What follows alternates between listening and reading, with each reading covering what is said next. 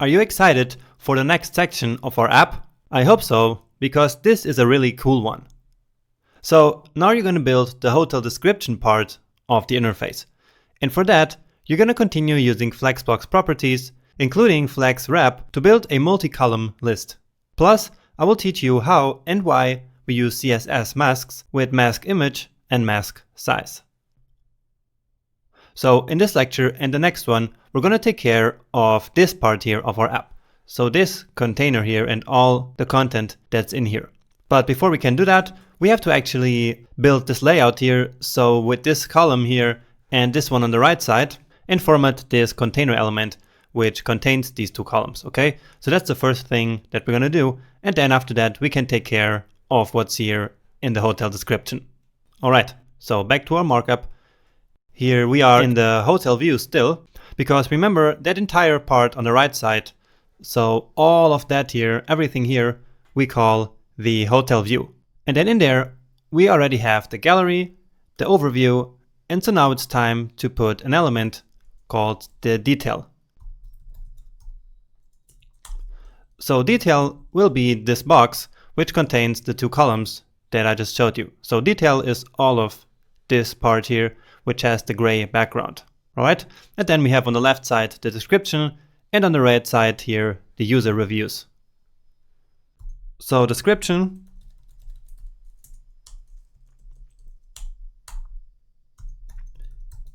and user reviews.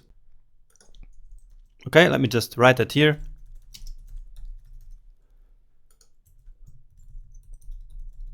So let's now format these three elements. And actually, we're going to do that in the layout file now, okay? Because this is more concerned actually about layout.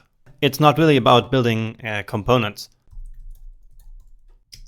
So we're going to do the detail,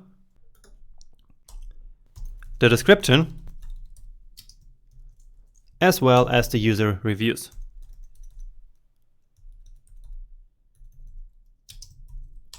So we want the description and the user reviews to be side by side. And so we use Flexbox on a container. So display flex, and so they will be side by side. Let me just give them some background colors.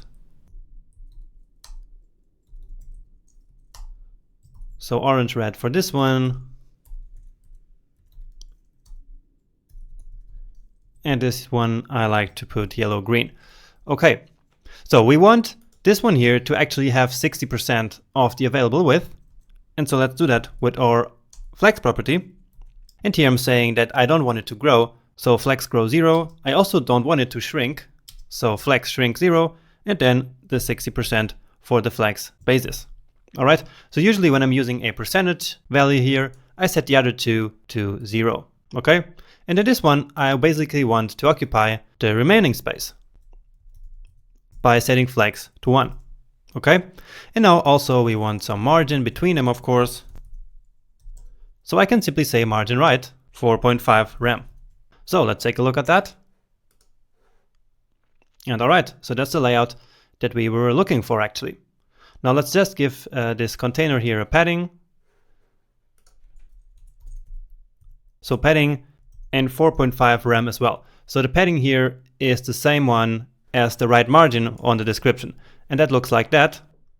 And so this distance here on this top and here on this side and between the two boxes is always the same. Next up, we want this to have this subtle gray background color. So background color, and let me actually copy the variable name from here, and it's this one.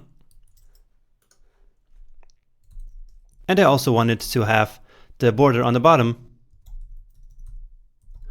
So the same one that we've been using all the time. And actually, since we've been using it all the time, let's actually create a variable for it.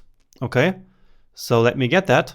And so we can copy all of this here into a new variable. Then each time we have this border, no matter if it's on the bottom or somewhere else, we can simply then use a variable for that. Okay, so let's just create a variable here, and I'm simply going to call it line.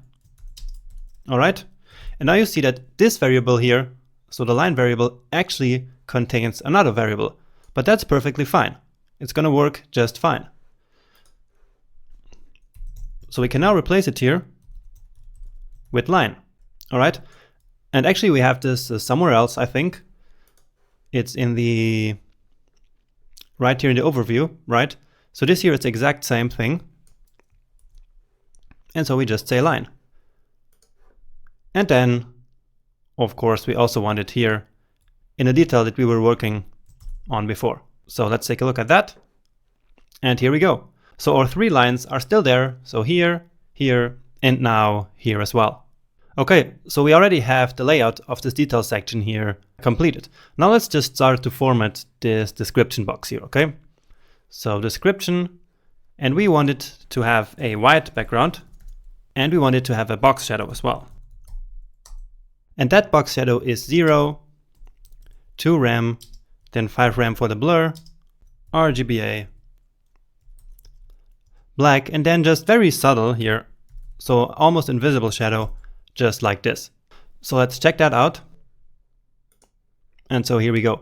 So maybe the shadow isn't even visible to you here in the screencast, but I'm sure you're going to see it on your page, and it will look even better when this element actually grows a bit bigger. Let's actually do that already, just by adding some padding. So 3 rem. And also another thing that I want to do is to create a variable for this, because we're going to reuse this shadow later for the review boxes. Okay, so let me copy that. Okay, and you see we have already a shadow here. And so shadow light, and it's this one. So shadow light, and all right, check that out. And yeah, and now you can actually see the shadow here a bit better. And you also see that this one here already grew to have the same size as the description box, and that's once again because the align items property is by default set to stretch, and so therefore they both stretch to have the same size. Now what do we have here in this description box? Let's take a look, and what we have is these 2 paragraphs, then this list here, and then down here like this recommend panel. Okay, so this text and with these pictures here of the friends who recommend the hotel. All right. So let's mark that up here back in the HTML. So P, and I'm simply going to call it paragraph. And then I actually have a file here called text.txt here in the image folder, where is the text that I want to put there. So for the first paragraph, this is the text that I want. And so please go ahead and copy it so that it looks exactly the way that I want it to look. Okay, and then we have another paragraph after that with some other text.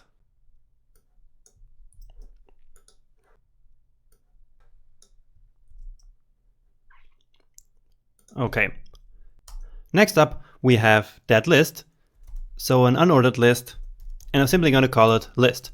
And so these are basically reusable components that could be reusable if our app had like another page, another section. So for example, on the flights section or the tours or the car rental sections. So maybe if we had that, we could then reuse these components there. Okay, so li list item. So the first one says close to the beach. And now let me just copy these lines actually a couple of times. And I think it's 8 times. So 1, 2, 3, 4, 8. So breakfast included.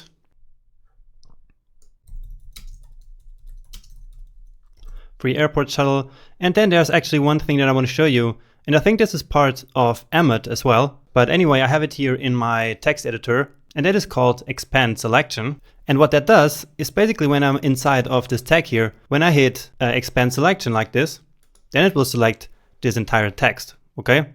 And now if I hit that again, it will expand the selection even more and will select this entire part here. And if I hit it again, it will expand and select everything. Okay, so expand selection, maybe you have it in your text editor as well. It's a really useful feature. Okay, so I'm just going to use the shortcut here. So that makes it much easier. So free Wi-Fi in all rooms. Next up, air conditioning and heating.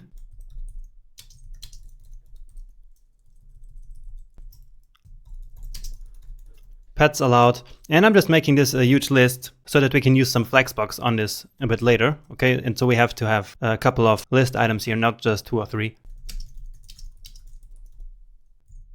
We speak all language, and finally, perfect for families. Okay, so these are just a couple of features of our hotel, basically. Okay, and then next up, finally, we have the recommend section. So just a div called recommend, and then we have some text there. So a paragraph, which is the recommend count, which is going to say Lucy and 3 other friends recommend this hotel. Well, this is not perfect. So recommend this hotel. And then we have a div here. So a container where we're going to put the pictures of these friends. So an image with the class name recommend photo, with the source img, and user I'm going to start here at 3.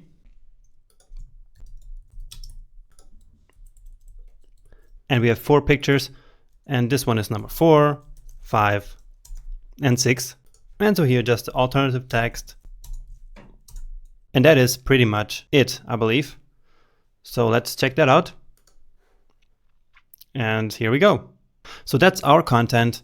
Let's now just set an overall font size here so that we basically format the font of the entire container at the same time.